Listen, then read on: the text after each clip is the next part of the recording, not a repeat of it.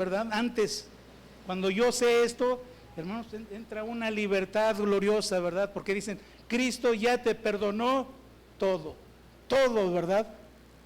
Entonces, ¿dónde estábamos antes de ser partícipes de esta bendición, hermanos? Gálatas 3:26, yo creo que te pasó a ti. Gálatas 3:26 dice, pues todos sois hijos por la fe en Cristo Jesús. Es el verso 23, creo que aquí me equivoqué. Verso 23. Dice, pero antes que viniese la fe. Porque antes de que viniera Cristo lo que había era religión. Los judíos tenían una religión, no tenían fe. Tenían que cumplir una ley, lo cual era imposible. Pablo dice, pero antes que viniese la fe, estábamos confinados, yo le voy a poner para que lo entendamos nosotros, confinados bajo religión. ¿Cuántos éramos religiosos aquí? Todos. Pues nos bautizaron desde bebés, ¿no es así? Aunque no quisiéramos, ¿verdad? Nos bautizaron y nos dieron el catecismo, pero nunca entendimos nada, porque eso fue natural, necesitábamos nacer de nuevo. Entonces, aquí este proceso se cumplió, dice, pero antes que viniese la fe, estábamos confinados bajo la religión, encerrados, presos, para aquella fe que iba a ser revelada, es decir, vivíamos ya en un mundo espiritual, pero éramos ajenos a la vida de Dios. Yo hubiera querido, yo en lo natural, si ese hubiera existido, ¿por qué no conocí la palabra de Dios cuando era niño? Me hubiera evitado muchos problemas de joven, ¿verdad? Me digo, ¿por qué no conocí? Porque tú creces en la herencia familiar. Entonces, gente que nace en Israel, ¿qué religión va a tener? Judía, ¿no? Si naces allá en el Medio Oriente, los de la media luna, ¿qué religión tiene la gente de ahí? El Islam, son musulmanes. Entonces, desafortunadamente, eso es un obstáculo, que la gente cree en lo que sus padres le dicen. Entonces, muchos padres dicen, o mucha gente dice, yo voy a morirme en la religión que mis padres me enseñaron, aunque los padres estén mal. ¿Verdadero o falso? Es verdadero, ¿verdad? Pero cuando llegó la palabra, hermanos, la fe fue revelada, se cayeron las vendas de los ojos, como a Pablo dice que se le cayeron las escamas de los ojos, y dijo, ahora veo. Eso fue lo que nos pasó a nosotros, estábamos ajenos a la fe que nos iba a dar salvación. Hermanos, muchas cosas maravillosas ha hecho Dios en nuestras vidas, nos libró de la ignorancia espiritual que teníamos.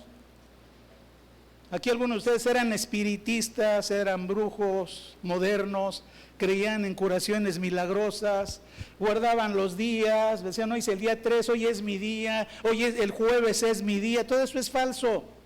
Todos los días son benditos, todos los días son buenos para nosotros. En martes no te cases ni te embarques, dice el dicho. Falso. Mucha gente no hace negocios en martes porque tiene en la mente ahí, es que martes es día de mala suerte. Es que Marte era el dios de la guerra, ¿de quién? ¿De qué etnia? De los romanos. De los romanos, ¿verdad? Entonces para nosotros ya todos los días son benditos, no estamos salados, ni tenemos mala suerte, ni el diablo nos puso un obstáculo, un pisotón, no.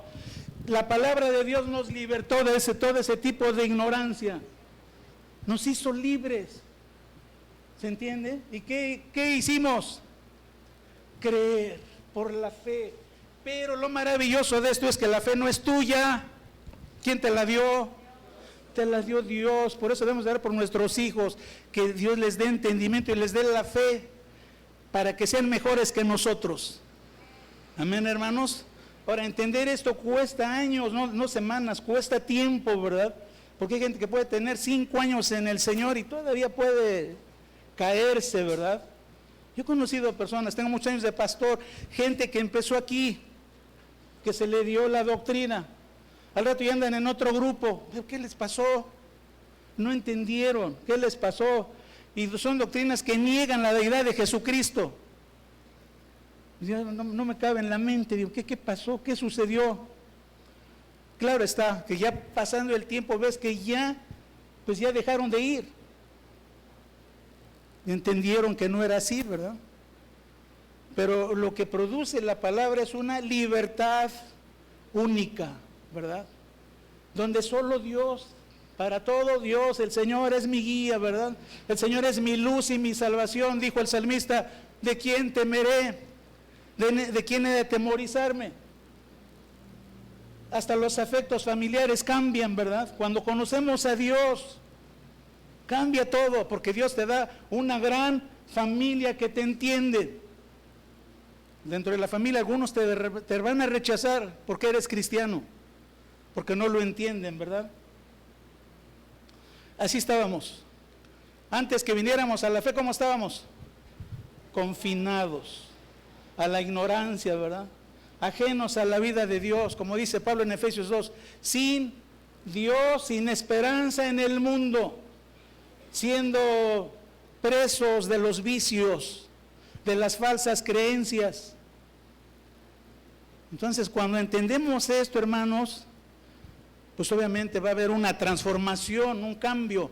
Pedro dice en Hechos 3:19, arrepentíos y convertíos para que vengan de la presencia del Señor tiempos de refrigerio. Por favor, Benjamín, fíjate qué bendición.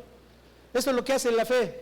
Así que arrepentíos, la palabra arrepentíos es metanoia, cambio de dónde, cambio aquí. Tienes que quitar todo lo que te metieron antes de conocieras al Señor. Muchos padres hicieron hijos fracasados. Tú eres un inútil, tú nunca la vas a hacer, tú eres...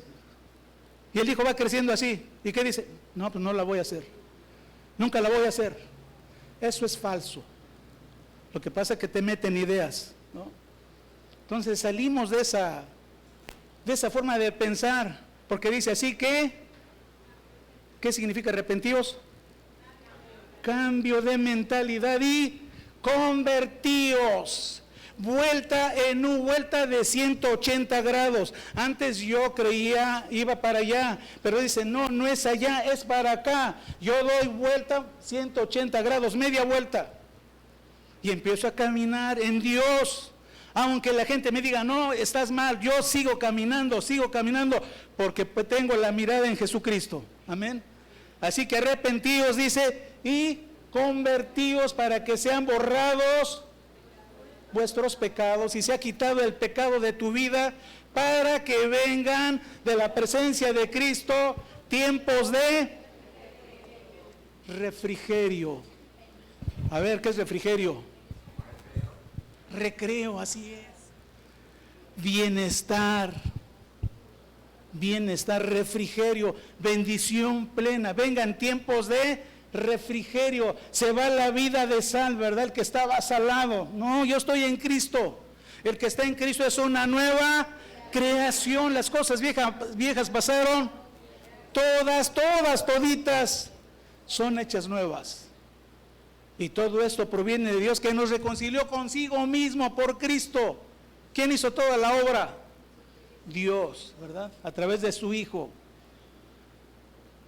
Entonces, en esta carta, hermanos, ojalá la pueda leer toda, está cortita, son 6 capítulos, encontramos las plenas bendiciones de Dios por medio de Cristo, con estos temas: gracia, fe, espíritu y vida eterna.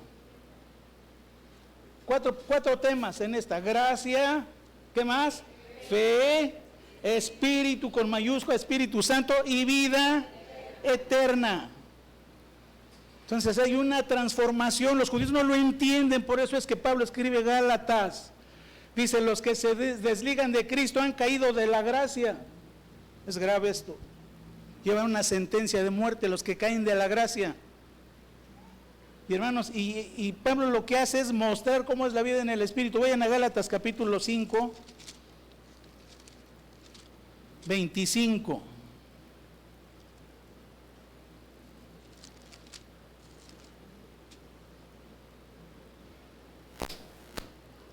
Desde el verso 16, perdón.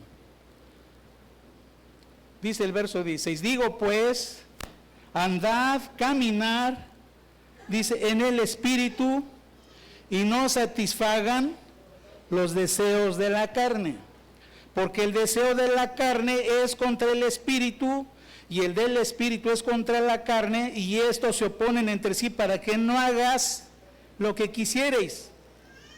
Verso 18, pero si sois guiados por el Espíritu, ya no estás bajo la religión, para que se entienda. Si sois guiados por el Espíritu, ya no estás, ¿qué? Bajo la religión. La religión te dice, hay que guardar estos días, hay que hacer esto para que obtengas el favor de Dios, tienes que comprar esto para que tengas el favor de Dios, te voy a dar tierrita de Israel que va a ser una bendición en tu casa, te voy a dar un poquito de agua del Jordán, claro, vale $10, ¿quién la quiere? Es una bendición, viene del Jordán, hermanos. El avión, 20 horas. ¿No estás dispuesto a pagar 100 pesos por ella? Ahí tengo en mi oficina. No es cierto eso, no la tengo, ¿verdad? Pero es que así, mucha gente vive así. Salimos de religión, la religión no te salva, la religión no cambia. La religión te mete en un cajón. Por eso te dicen, ¿tú qué eres? Soy cristiano, ¿de cuáles? Bautista, presbiteriano, pentecostés, metodista. Te quieren encajonar, el mundo te quiere encajonar, pero aquí no tenemos denominación, todos somos hijos de Dios, ¿por medio de qué? Por la fe en Cristo, así es que no hay etiqueta, somos de Cristo, y si son de Cristo son herederos de Dios y coherederos con Cristo, no hay etiquetas. Entonces dice el verso 18, pero si sois guiados por el Espíritu no estás bajo la ley. Es importante entender esto. ¿Cómo somos guiados por el Espíritu de Dios? Tú conoces al Señor Jesucristo como tu Señor y tu Salvador, pero Él tiene un testamento. Es como cuando alguien deja una herencia, ¿verdad? Y el notario dice, se va a abrir el testamento. Los cito a todos a las 10 de la mañana de tal día. ¿Qué va a pasar con esta gente? No va a faltar ni uno. Y van a llegar a las 9:30. Porque van a abrir testamento. Que el testamento es algo importante. ¿Qué hay en ese testamento? Pues hay terrenos, hay autos, hay dinero en el banco, ¿verdad? Herencias. Bueno, pues Cristo tiene más que eso, hermanos. Entonces llegas al Señor, tú tienes que leer el testamento de Jesús. ¿Cuál es el testamento de Jesús? La Biblia, ¿verdad? El Nuevo Testamento, empiezas mínimo con el Nuevo Testamento. Dices, ¿qué dice el Señor? Hermano, te vas a encontrar con un texto que te va a servir para toda la vida. Y dice, andar en el Espíritu significa que vivas obediente a Dios. ¿Para qué nos salvó Dios? Para ser obedientes a Él. Ahora, Dios no te manda a hacer lo que tú no puedes hacer. ¿Qué significa esto? Que si Dios te manda a hacer algo es porque Él te da la capacidad para hacerlo. ¿Se entiende? O sea, Dios no te va a mandar a hacer nada que tú no puedas hacer. Cuando Dios manda algo, te da los medios, ¿sí? Te da los recursos. Tú encuentras en la Biblia las historias de grandes hombres de Dios, ¿sí? ¿Qué hicieron en tiempo de necesidad? Viene a mi mente aquel rey, creo que era Ezequías, que le dicen, rey, ahí vienen los asirios, ya están aquí cerquita, y traen una carta y vienen a invadir Judea y Jerusalén. Es un ejército enorme, nuestro ejército es pequeño, la gente que nos puede defender son pocos. Hermanos, este hombre dice la Biblia que este hombre rasga ahí sus vestiduras y busca a Dios. Creo que está en 2 Crónicas 20, creo que es no me acuerdo del rey.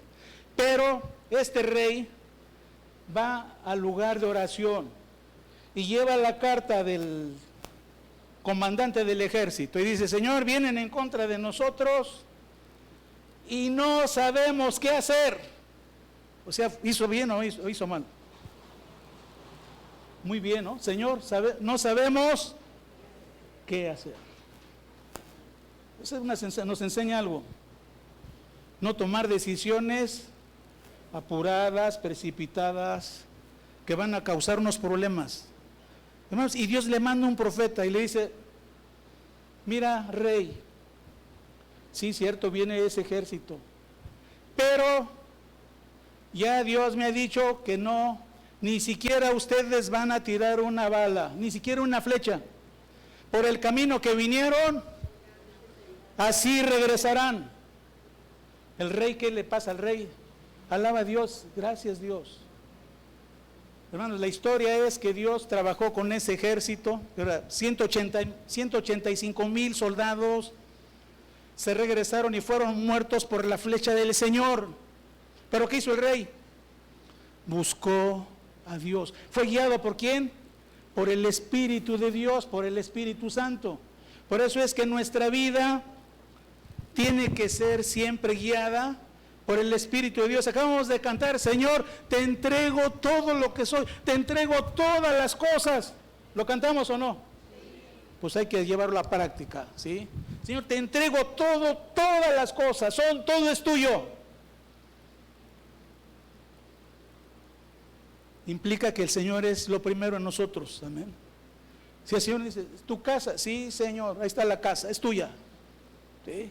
Ha pasado, Me cuentan de un pastor muy famoso, el pastor Yogi Cho, que es el hombre que ha tenido la iglesia más grande del mundo, ya falleció. Esta iglesia tiene 1 millón de personas, hermanos, en Seúl, Corea me parece, en Corea del Sur. Ese pastor la edificó, con la palabra de Dios, y estaba haciendo grandes construcciones, un auditorio para 10,000 personas. Y claro, Dios les había dado una casa con todas las comodidades a él y a su esposa, y él está orando por el proyecto y viene a la mente, o el Espíritu le habla, dice, tu casa. Y dice, Señor, pero no es mía, es de mi esposa. Bueno, pues, ¿quieres hacer la obra? Quédate sin casa, ¿verdad? Casi le dice. Dijo, sí, Señor, pues voy a hablar con mi esposa. Claro, la esposa se había acostumbrado a las comodidades de su casita, grande o chiquita, pero puede ser la casa chiquita, pero nos gusta, ¿no? Es cómoda. Y este hermano está orando por su esposa y un día él le dice, oye, fíjate que pues yo he orado a Dios y el Señor ha puesto en mi corazón que tenemos que desprendernos de esto, vamos a venderlo para seguir con el siguiente proyecto. Y dice, no, con mi casa no te metas. O sea, con mi casa, esa no la metas, ¿no?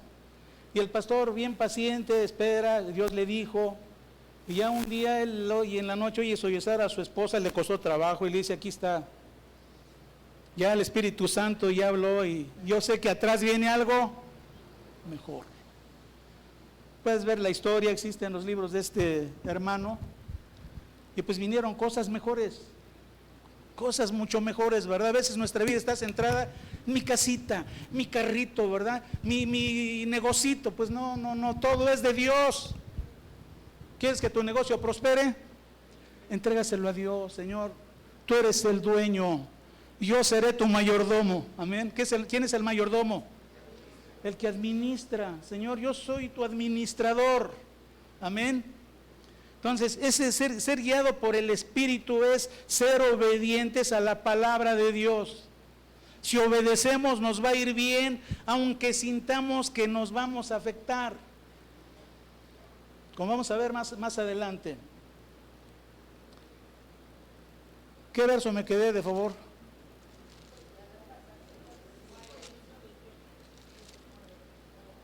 Dice...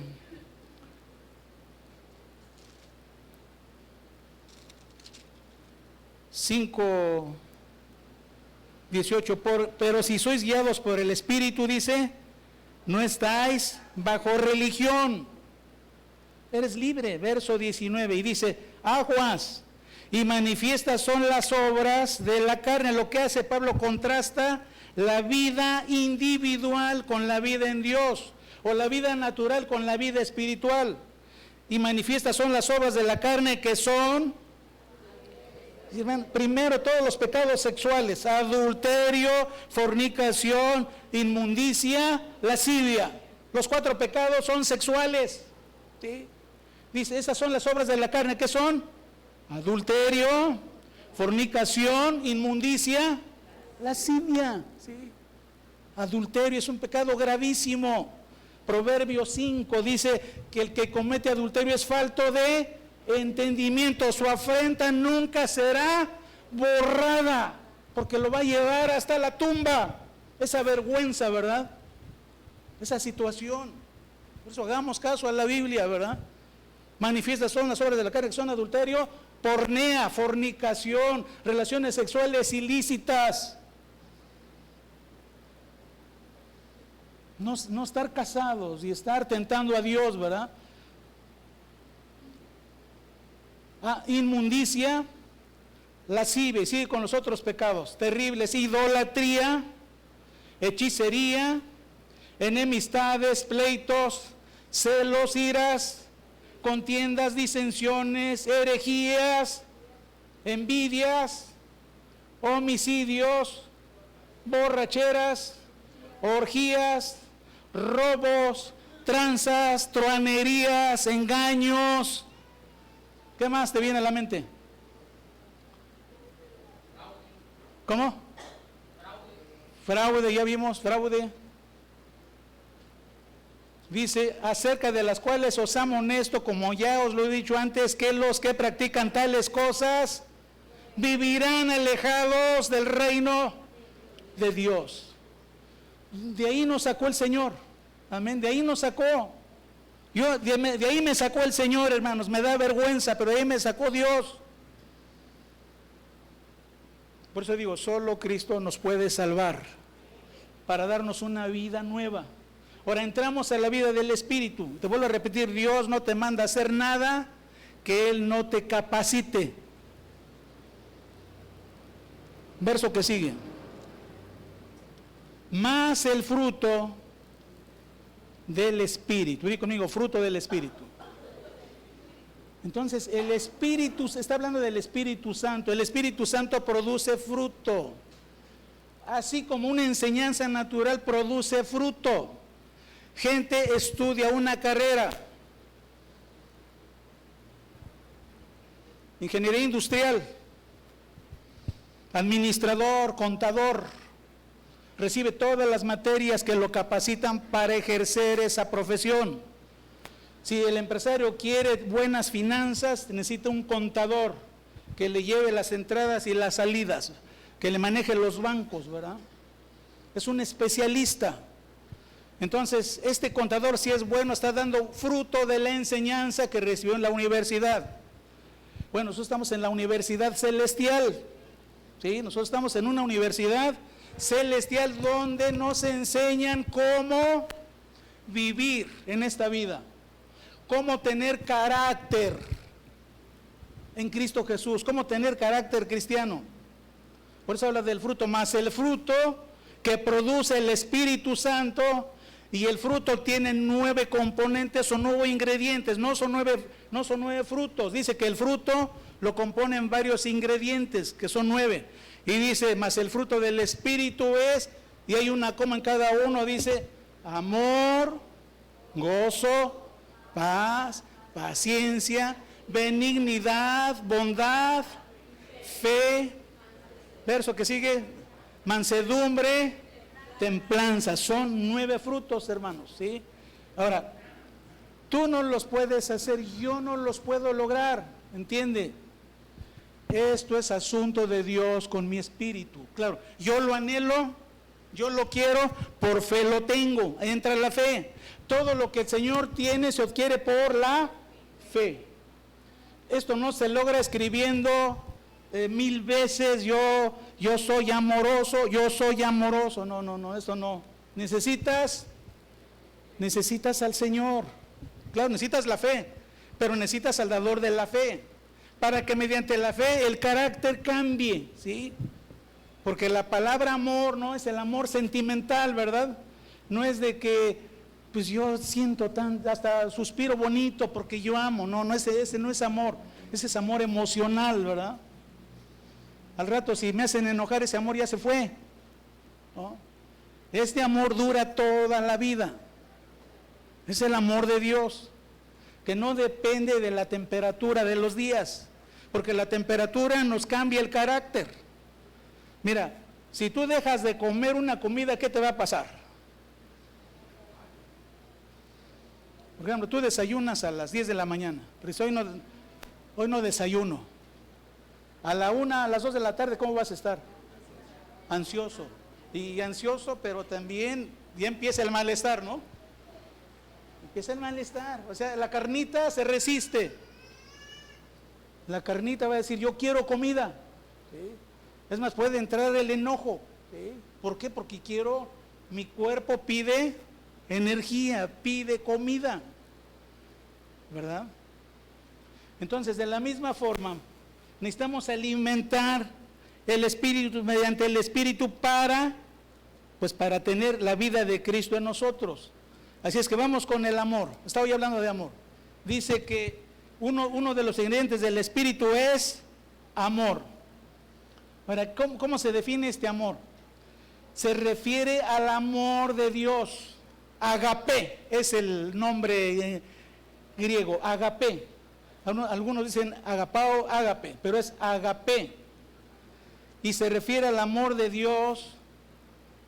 Es difícil definirlo, pero Jesús nos da un ejemplo. Juan 13:55. Creo que es Juan 13:35, hijito. Creo que puse mal el pasaje.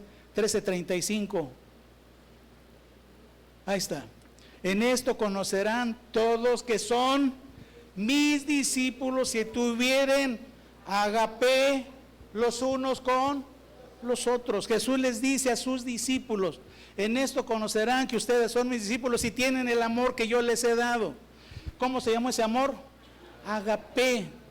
Hermanos, tú no ves que Jesús nunca regañó a nadie de sus discípulos, así, claro, les llamó la atención, pero siempre con el amor. Si tú ves todos los pasajes de Jesús con sus discípulos, a ninguno ofendió, fue muy directo con ellos, pero siempre lleno de amor, de agape. Ese es amor divino, se llama amor sacrificial. Ahora, ¿cómo lo definimos? 1 Corintios 13, es una melodía del amor, una poesía del amor más bien, verso 4. Aquí están las definiciones. Agape, el amor de Dios es como sufrir. Dice que se manifiesta en eso. Quien ama puede sufrir. El amor de Dios es benigno. El amor no es envidioso, o sea, donde hay amor no hay entonces envidia. Donde hay amor no va a haber celos. Donde hay amor no hay altivez, no hay presunción. Es que yo tengo varios títulos, ¿verdad? Es que yo soy el más valiente de todos. No, dice, el amor no es jactancioso, el amor no es vanidoso. Entonces habla de las características del que ama: alejado de vanidad, de jactancia, alejado de envidia, pero benigno y sufrido. El que sigue, verso 5, dice, el amor de Dios no hace nada indebido. Fíjense, es bien importante eso, el amor de Dios no hace nada indebido. Hermanos, tengo ya muchos años como pastor, pero también ya de edad. He visto muchas cosas. Familias se dividen por las herencias paternas. ¿Sí? Los hermanos no se ponen de acuerdo, siempre sale un vivo que dice, venga para acá, ¿no? Y ahora se crea un problema grave ahí, porque no hay justicia, se hace lo indebido. Entonces, hermanos, lejos esté de nosotros hacer lo indebido, pelearme por un pedazo de tierra o una propiedad. Si me va a robar la paz, no lo voy a querer, porque entonces no voy a ser feliz. Imagínate ir a ver al abogado, ¿verdad? Oiga, y el abogado, pues sí, vamos a ver el papel y el juicio y el amparo. Entonces, ¿qué dice? El amor de Dios en ti no hace nada indebido. Dice, ese amor no es egoísta, no busca lo suyo. Esto define el amor. No se irrita, o sea, no se llena de ira. ¿Qué dice? No guarda, no es rencoroso. Y sigue adelante, dice todo, verso 6, lee en casa de favor, dice no se goza de la injusticia, no se goza de la injusticia. A alguien le sucede algo, nos duele que le suceda. Dice más se goza de la verdad. Y sigue, ¿verdad? Hasta el verso 8, verso 7. Todo lo sufre, todo lo cree, todo el amor, todo lo espera, el amor todo lo soporta. La vida matrimonial requiere esto. ¿Cuántos lo saben? La vida matrimonial requiere esto, ¿sí? Unos a los 2 años, al año, ya, no nos aguantamos, ¿sí? Ya, se acabó. Es carne, ¿verdad? ¿Por qué nos enseña a amar? Cristo. Nosotros le amamos a Él porque Él tomó la decisión de amarnos. Conocimos el amor, Dios nos quiso igual que estábamos de mugrosos, así me rescató el Señor. Digo, yo quiero Pues ¿cómo no vamos a estar agradecidos con Dios? Verso 8. El amor nunca deja de ser, hasta ahí. El amor nunca dejará de ser, eso define mejor lo que es el amor. Fíjate qué hace el amor de Dios. Primera carta de Juan, capítulo 4, verso 18. Este amor nos quita el miedo, nos quita el temor a la adversidad, aún a la muerte, a las cosas desagradables de este mundo. ¿Qué dice este verso? Dice, en el amor, le pongo, en el amor de Dios, en el agape de Dios, no hay temor. No debe de existir el temor, sino que el perfecto agape de Dios echa fuera el temor. Si es que, fíjate lo que hace el Señor, te quita todo tipo de temor. Si tienes falta, si no hay temor, tienes salud. O sea, la salud va conectada con nuestras emociones. La peor emoción es el miedo, porque te inmoviliza. Es una de las peores emociones. ¿Cuándo va a pasar? Me dijeron que esto, hermano, no escuches lo que el mundo te dice. Escucha a Dios. Entonces, en el amor de Dios no debe de haber, no hay. Más bien, yo digo como humano, si estás en el amor de Dios no debes de ser temeroso. En el amor de Dios no hay temor, sino que el perfecto amor de Dios echa fuera el temor, porque el temor lleva en sí castigo. Dice, el que teme se está castigando a sí mismo. Donde el que teme, ¿qué dice? No ha sido madurado en el amor. Ahora, ¿cómo maduramos en el amor? Conociendo la palabra. La comunión con Dios es importante, ¿verdad? Si todos los días meditamos la palabra, la aprendemos, hermanos, cualquier situación de este mundo la vamos a brincar. No nos vamos a atemorizar. Y que vaya que el mundo está complicado, hermano. Estamos al borde de una tercera guerra mundial. Está terrible. Estemos orando por eso. La verdad, que se acabe esta guerra entre las naciones. Está complicadísimo el mundo, hermanos. Claro está que hablan poco en las noticias, pero está muy difícil la situación. ¿Y todo por qué? Por la envidia, a ver quién tiene el poder, quién tiene el dominio. Es entre países, ¿sí? Tú no me vas a dominar, yo te voy a dominar a ti. Es el pleito entre ellos, ¿verdad? Y no les importa a los grandes jerarcas que se mueran cientos de miles. Calculo que esta guerra ya se murieron más de 100,000 soldados, hermanos. Yo que me quedo corto entre los de un bando y los del otro. Gente dejó su hogar, sus casas. Son cuestiones terribles. Afortunadamente muchos de ellos son cristianos. Es que Dios los siga fortaleciendo. Creo que Ucrania tenía un alto porcentaje de gente que conoce la palabra de Dios. Pero está complicado el tema. Tenemos ya 14 meses, no más, febrero a junio, 16 meses, hermanos, en guerra, que corre un riesgo terrible. Entonces, ¿qué vamos a hacer? Orar a Dios todos los días, hermanos. Acuérdate, Señor, trae la paz. estas personas, que se pongan de acuerdo, ¿sí? Yo creo que si todos oramos vamos a lograrlo. Vamos a la siguiente palabra. Gozo, dice, el fruto del Espíritu es amor, es gozo. La palabra gozo. Jesús nos dice estas cosas, os he hablado para que mi gozo esté en ustedes y su gozo sea completo. ¿Qué dice Jesús? Ve, aprende mi palabra, ve mi palabra. Él dice, mi paz les dejo, mi paz les doy. La paz que les doy no es como el mundo la da. No se turbe su corazón, ni tengan miedo. Entonces el gozo tiene que ver con comunión con Dios. Quien tiene comunión con Dios todos los días tiene gozo. Tiene gozo, porque primero entró con el Rey de Reyes, amén, todos los días.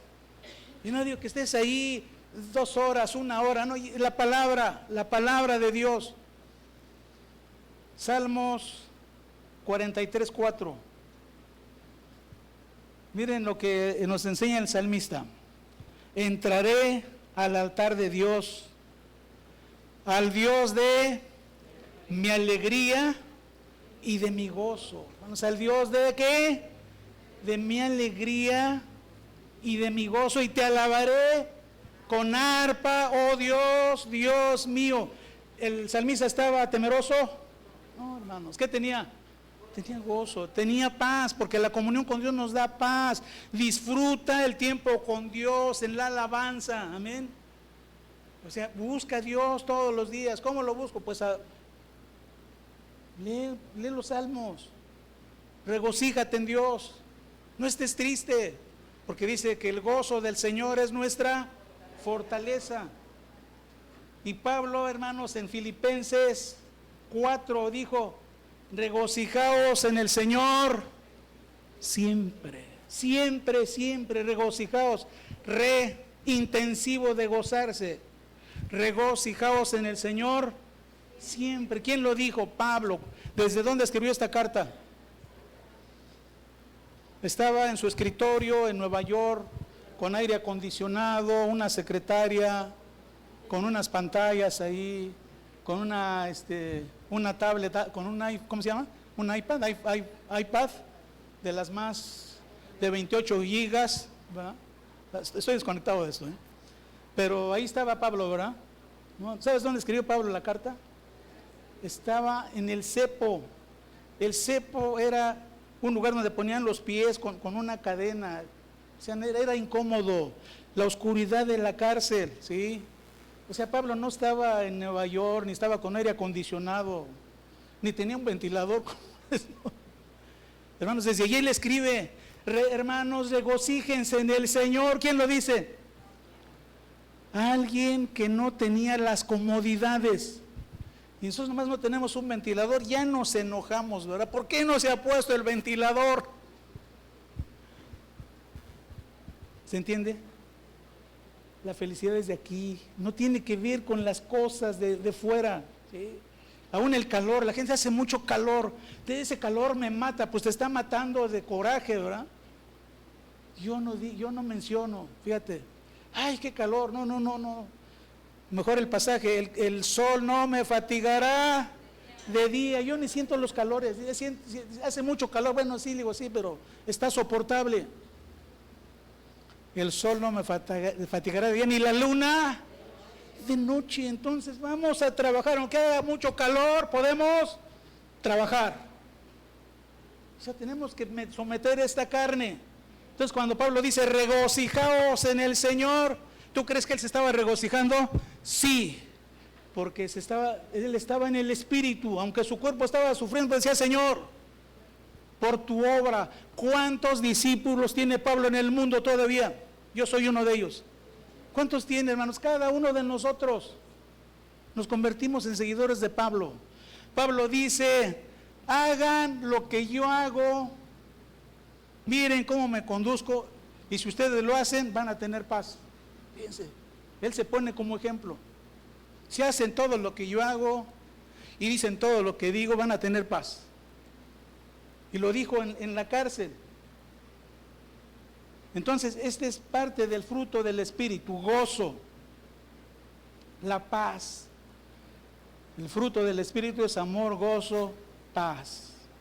Jesucristo dijo: bienaventurados los pacificadores, porque ellos serán llamados hijos de Dios. Los que son pacíficos, los que buscan la paz. Y si buscan la paz, no son contenciosos. Dice que los pacificadores serán llamados hijos de Dios. ¿Sí? Ahora, ¿cómo es la paz? La paz no la puedes definir. Tú me puedes decir, si me preguntas, hermano, ¿y cómo es la paz? Pues no te puedo decir. Hermano, fíjate que siento cosquillitas aquí como en el pecho, una comezoncita agradable aquí por mi cabecita. No, la paz es aquí, en el Espíritu. Es más, no se entiende, dice Pablo, la paz que sobrepasa todo entendimiento, la paz de Dios, solo tú la conoces como yo la conozco, y yo la he experimentado, la experimento. En situaciones complicadas de la vida, un día estaba yo afligido, preocupado, cuestiones familiares o de los hijos, ¿no? Y aquí en este lugar de refugio, o buscando en los salmos, ¿verdad? Orando. El Señor me llena con una paz preciosa, como diciendo del Señor: yo tengo el control. ¿Por qué estás preocupado? Amén. Hermanos, paz. La paz de Dios la puedes disfrutar, no se puede tocar, no la puedes definir. La misma Biblia dice: la paz que sobrepasa todo entendimiento. Tenemos paz.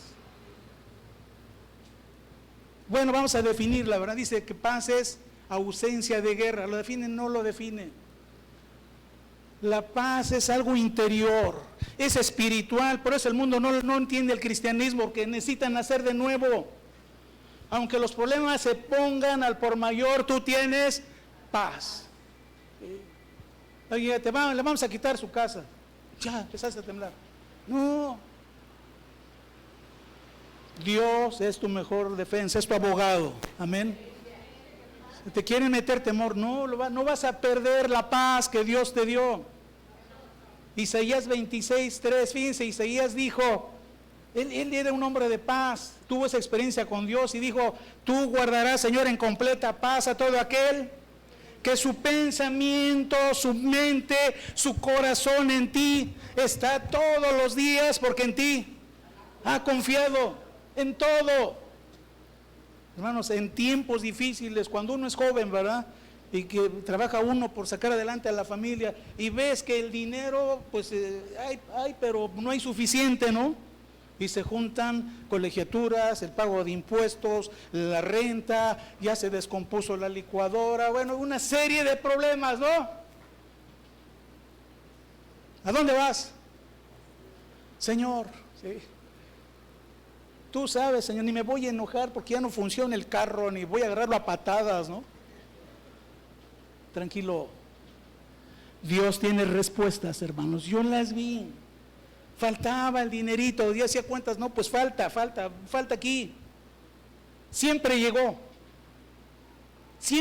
el dinero. ¿Qué había que hacer? Creer. ¿Y qué más? Confiar. Y esperar, y llegaba, milagro tras milagro, ¿verdad? Un domingo vino a predicar un misionero de Estados Unidos. Fue con Enrique Borja allá a la comunidad, y qué bueno que lo mandó. Dio un mensaje muy bonito el hermano, de Hebreos 13:4. Nunca te dejaré, 13:5, nunca te dejaré, 13:4, ni te desampararé. Chaparrito, pero aquí saltaba y decía never, en inglés, nunca te dejaré. Y lo repitió: nunca te desampararé. Estuvo el mensaje tremendo, porque el mensaje era: Dios contigo, nunca te va a desamparar. Nos bendijo, hermanos. Hermano, se fue en la tarde, había una necesidad. Yo nunca le dije al hermano: estamos pasando por necesidad. El hermano nos bendijo. Amén. Dijo: de parte de Dios, hermano. Porque Dios conoce nuestras necesidades. Tú guardarás en completa paz a todo aquel que su pensamiento en ti persevera, porque en ti ha confiado. Ahora, la paz sí viene de algo importante. Quien es justo tiene paz. Siempre busca hacer lo recto, busca hacer lo justo, porque eso va a producir que tu paz no se vaya. Si cometes injusticia, se va a ir la paz. Puedes ganar lo material, pero vas a perder lo más importante, la felicidad interior. Salmos 85:10 dice, la justicia y la paz se besaron. La misericordia y la verdad se encontraron, la justicia y la paz se besaron. Si hay justicia, hay paz. Entonces busquemos siempre no hacer injusticia. Toda injusticia es pecado, ¿sí? O sea, que no nos gane nada de injusticia. Ganancia, gran ganancia es la piedad, dice la Biblia, acompañada de contentamiento, porque nada hemos traído y sin duda nada nos vamos a llevar. No estamos peleando por los centavitos y los quintitos y los billetitos, ¿no? Por las herencias. Todos nos vamos a ir. ¿Qué nos vamos a llevar? Nada. El hombre más rico del año 1300 aprox. ¿Cómo se llama este conquistador? Carlomagno. 33 años de edad tenía cuando él murió. En menos de 15 años él conquistó todo el mundo conocido de su tiempo, ¿verdad? Griego.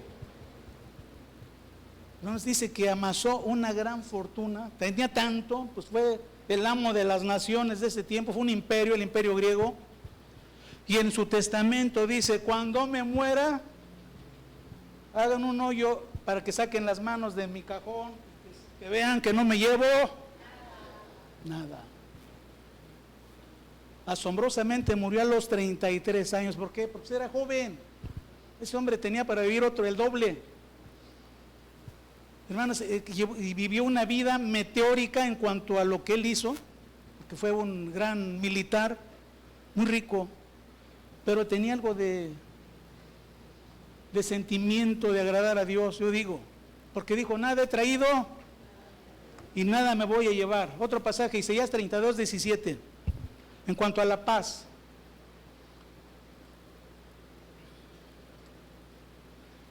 Y el efecto de la justicia será la paz. Fíjate qué maravilloso. Y el efecto de la justicia será la paz. Y la labor de la justicia, reposo. Son verdades eternas, hermanos. Esto es eterno. Son pensamientos eternos. Nosotros nos vamos a ir. Se van a quedar para siempre. El efecto de la justicia, ¿qué produce? La paz. La justicia tiene un efecto. Si yo soy justo, ¿qué voy a tener? Paz. Este versículo lo nombra mucho el presidente de la República. Se lo sabe de memoria. Dicen que usa la mañanera como púlpito, porque seguido dice que no pongan aceite, ¿cómo se llama? Vino nuevo en botellas viejas. Distorsiona los versículos. Yo digo que lo hace a propósito, ¿sí? Pero siempre tiene un pasaje que algunos se ofenden, pero es la verdad. El efecto de la justicia siempre va a producir paz. Y te vuelvo a repetir, la paz es interior, no tiene que ver nada con el exterior. Dejé mis lentitos, ¿sí los ven? Aquí están. Y vamos a la siguiente, paciencia. El fruto del Espíritu es amor, gozo, paz, paciencia. La palabra es macrotumia, ya se las enseñé, ¿se acuerdan cuando digo macrotumia? Macro, enorme, ¿verdad? Tumos, aguante. O sea que no te van a hacer caer, el diablo no te va a hacer caer, si quieres oír eso, ¿sí? Porque tienes una macro aguante, ¿sí? Esa es perseverancia, paciencia. Ahora, no lo produces tú, ¿quién lo produce? El Espíritu Santo, hermanos, ¿sí? Entonces mejor vamos a dar gracias a Dios todos los días. Señor, gracias porque hoy me capacitas para paciencia. Amén. Vamos a orar. Vamos a aprender a orar. Señor, hoy me capacitas para ser paciente por el poder de tu Espíritu Santo. Si estás en medio de batallas fuertes, de impaciencia, Dios es el Dios de la paciencia. El Señor tiene todo lo que necesitamos para vivir felices en esta vida. Hermano, nos tocó vivir la era más maravillosa del cristianismo. ¿Quién persigue ahora tu cristianismo? A ver, ¿quiénes están con un pie en el cepo? ¿Y quiénes están encarcelados por predicar la palabra? Cuando ustedes salieron hoy en la mañana y les dieron chance de venir a la reunión, les dejo el cepo y me voy a la reunión con Blas. Somos libres, ¿no es así? Hermanos, vivimos en la gloria de la bendición. Te digo algo, el mundo venidero que hablaron es el que vivimos. Se llama plenitud. ¿Dónde estamos? Plenitud. Todo ha sido hecho por Dios. Paciencia, macrotumia. Vamos a bondad. La bondad significa excelencia en carácter. Esa es bondad. ¿Cómo se llama? Excelencia en carácter, buen trato a las personas, sin hipocresía, sin malicia. Esa es bondad, ¿sí? Así como te atienden muchas personas en el banco, pase usted, señor, ¿qué se le ofrece? Claro, te quieren vender una tarjeta de crédito, ¿no? Te quieren vender un préstamo, ¿no? Pase un cafecito, una agüita, ¿no? Bueno, así, pero sin intenciones negativas, ¿verdad? ¿Qué es bondad? Excelencia en carácter, conducta amable. Esa es bondad, ¿sí? Y la que sigue, fe. Fe, pues ya lo estamos viendo, fe es pistis. Fe es certeza. Marco habló de certeza. Certeza que estoy en Dios, Dios tiene maravillas para mí todos los días. Vivo en fe y por fe. La palabra es pistis. En la Biblia encuentras fe muchísimas veces. La moneda del reino es la fe. La moneda de México, ¿cuál es? El peso. Donde quiera que vayas, te reciben el peso. Pero la moneda del reino es la fe. Todo por fe. En fe y para fe, como dice Pablo en Romanos 17, capítulo 1. Termino con mansedumbre. Te digo lo que significa capacidad de manso. No peleonero o justiciero o rencoroso, es un manso. Alguien que no es pendenciero. ¿Quién es un pendenciero? Peleonero, ¿verdad? Aquel que más lo miran y ya está echando bronca. ¿Qué me ves? Sí. Y se encuentra con fuego. Pues tú también, ¿qué me ves, verdad? Y ya se hizo el problema, ¿no? Entonces que debemos de ser mensos. Digo mansos. Mansos, ¿verdad? Bueno, es como, la palabra aparece, ¿verdad? Manso. Capacidad de manso, no pendenciero o justiciero. ¿Quién es un justiciero? ¿Quién es un justiciero? Alguien comete una falta, ¿no? Aquí. Hay que crucificarlo, hay que echarlo de la iglesia, hay que demandarlo, ¿no? Hay que acusarlo con el pastor, que le den duro. Se llama justiciero. Un manso no lo hace. El manso va a dar misericordia, ¿verdad? ¿Qué te pasó? Te caíste, te sobo, te levanto, oro por ti, sigue adelante. Porque en la casa del jabonero el que no cae, resbala, ¿verdad? ¿Qué más es la mansedumbre? No rencoroso. Gálatas 6:1, ¿qué dice Pablo? Miren, les dice a los Gálatas: hermanos, si alguno fuere sorprendido en algún error, un pecado, una falta, ustedes que son mansos, personas de fe, amorosos, ahí está la aplicación, ustedes son amorosos, llenos de paz, llenos de fe. ¿Qué dice?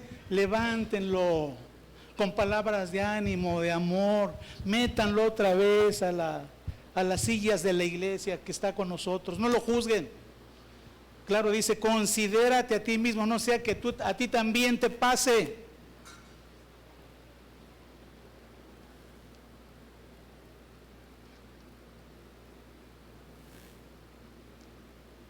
Entonces, esa es mansedumbre, ¿verdad? Vamos al siguiente, que es templanza, hermanos. templado. Fíjense que templanza o templado, carácter probado. Yo trabajé en una empresa donde se fabricaban artículos de acero, donde estos artículos de acero tenían que estar sometidos a desgaste continuo. Entonces era un acero especial, bueno, es un acero especial, se llama acero al bajo carbono. Ya se hacía la pieza y se mandaba a templar. Y ya entregaban la pieza, ya se terminaba su proceso, se metía a la máquina. Tenía la capacidad de trabajar muchos años la máquina sin desgastarse de esa pieza, ¿verdad? Porque el material estaba templado. Pero pasó por una prueba que se llama templado. ¿Sabes en qué consiste? En calentar este material, o sea, es ponerlo en la lumbre hasta que está al rojo vivo, y una vez que está al rojo vivo lo echan hirviendo al agua o al aceite. ¿Cómo crees que se oye cuando lo echan al aceite? Y un montón de vapor de agua, ¿no? Ya fue templadito. Pasó la prueba, ¿verdad? Primero un calentón a toda la capacidad y luego un enfriamiento rápido. Entonces es acero templado, donde viene templanza. Entonces aplica la ilustración. La templanza significa continencia, autocontrol, alguien que domina sus deseos y pasiones, especialmente los apetitos sexuales, dominio interno. Entonces, claro que esto es a prueba, caí, me levanto. Es como el acero, ¿verdad? Pero vuelvo a repetir, tú no lo vas a producir ese fruto. ¿Quién lo va a producir? Dios. Entonces necesitamos ser templados. ¿Qué significa ser templados? No sé. Carácter probado, así es. ¿Qué más? Contenerse, ¿sí? O sea, mis ojos quieren ver algo para allá, no. No, yo tengo que, yo estoy centrado, yo soy templado, ¿sí? Entonces, jóvenes, a los jóvenes, por favor, jóvenes, pongan atención. ¿Cuántos jóvenes hay aquí? Hay pocos, ¿verdad? Casi la mayoría son maduros. ¿Cuántos jóvenes hay aquí? A ver, levanten la mano. Aquí hay uno, levanten la mano. Gloria a Dios, gracias a Dios. Bueno, jóvenes, en edad casadera, ¿sí? Hermanos, estamos en Cristo Jesús. Él da estas características. Él te hace templado, te da dominio propio, ¿sí? Vivimos otra era. Entonces, tú puedes respetar a tu novia hasta el día de la boda. ¿Se entiende? Tú vas a respetar a tu novia hasta el día de la boda, en el sentido sexual, ¿sí? Nada de que, bueno, al fin nos vamos a casar. No. Va a haber templanza y dominio propio. Amén. Dice que las hijas de Israel no fueron loadas, vino el pecado y muchas mujeres en Israel pues pecaron, ¿sí? O sea, el pueblo se desenfrenó. Entonces, templanza es dominio propio, es amar, porque si tú amas al que va a ser tu consorte, lo vas a respetar hasta que se vaya de este mundo. ¿Se entiende? Aplica. Es el fruto del Espíritu. ¿Qué nos hace esto? Personas semejantes a Jesucristo. Jesucristo nunca perdió el control, ¿sí? Nunca dijo, me aloqué. Jesús nunca pidió disculpas, perdónenme. Al contrario, Jesús dijo, ¿quién de ustedes me redarguye de pecado? ¿Sí o no? Lo dijo, ¿quién de ustedes? A ver, le dijo a mucha gente, a ver, ¿quién de ustedes tiene una queja en contra de mí? ¿Cuántos levantaron la mano? Nadie.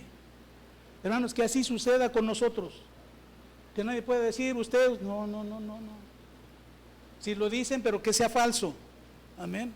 Entonces tenemos una gran tarea. ¿Cómo vamos a lograr este carácter? Sometidos a Dios. Sométete a Dios, el diablo huirá de ti, dice la Biblia. ¿Sometidos a quién? A Dios. Mis decisiones van a ser en Dios. Tengo tema, pero aquí le vamos a dejar. Nos ponemos de pie, hermanos, y damos gracias. Padre, te damos gracias en esta mañana, Señor. Una gran riqueza de bendiciones celestiales nos sigue, Señor.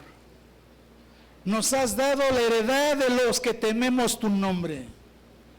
Y esa heredad es el temor de Dios, está implícito en este pasaje. Y dice la Biblia que en el temor de Dios siempre está la fuerte confianza. Y yo agrego, en el temor de Dios está la felicidad. En el temor de Dios está lo mejor para nosotros. Y cuando digo temor de Dios es que te reverenciemos, Dios. Que sobre todo, Señor, reverenciemos tu nombre, tu santo nombre. Ser agradecidos, Señor, con todo lo que nos das cada día, Señor. Reconociendo que no es nuestra inteligencia, ni es nuestra forma, ni son nuestros dones. Eres tú, Dios, quien produces el querer como el hacer por tu buena voluntad para toda obra excelente, Señor. Y si es excelente, es para tu gloria. Señor, yo quiero alcanzar esta estatura, Señor. Y necesito tu ayuda, Señor. Necesito este carácter, Señor. Porque si lo tengo, entonces voy a ser un hombre que te va a dar la gloria y un hombre más feliz en esta tierra. Bendecimos tu nombre, Señor, y te damos gracias por esta bendición excelsa de conocerte, porque nos das dirección para la vida. Nos das dirección para vivir la vida diaria en el hogar, Señor. Esposos y esposas, hijos, personas mayores, en el trabajo, en los negocios, para que honremos tu nombre en todo lo que hagamos. Te bendecimos en esta hora y te damos gracias, Padre, en el nombre de tu Santo Hijo Jesucristo. Amén. Gracias por el Espíritu Santo que enviaste, tu Espíritu Santo.